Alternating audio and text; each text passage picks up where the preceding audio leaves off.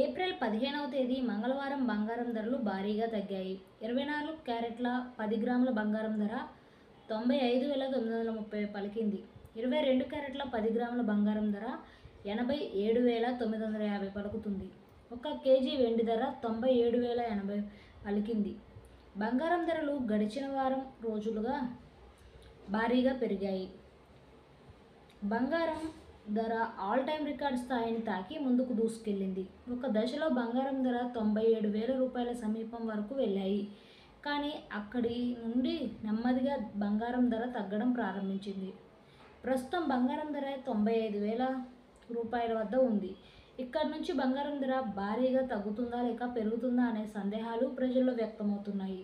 అయితే బంగారం ధర గత 3 సెషన్లుగా భారీగా తగ్గింది. అంతర్జాతీయ మార్కెట్లో బంగారం ధర భారీగా పెరగడానికి ప్రధానంగా అమెరికా, చైనా మధ్య ప్రారంభమైన వాణిజ్య యుద్ధమే అసలు కారణమని చెప్పవచ్చు. ముఖ్యంగా డాలర్ విలువ క్షీణించడంతో పాటు ఆర్థిక మాంద్యం భయాలు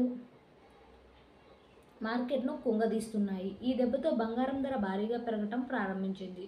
దీనికి ప్రధాన కారణం బంగారాన్ని ఇన్వెస్టర్లు ప్రస్తుతం ఒక సేఫ్ హెవెన్గా చూస్తున్నారు. అంటే స్టాక్ మార్కెట్ పడినప్పుడల్లా ఇన్వెస్టర్లు తమ పెట్టుబడిని బంగారం వైపు ఎక్కువగా తరలిస్తున్నారు.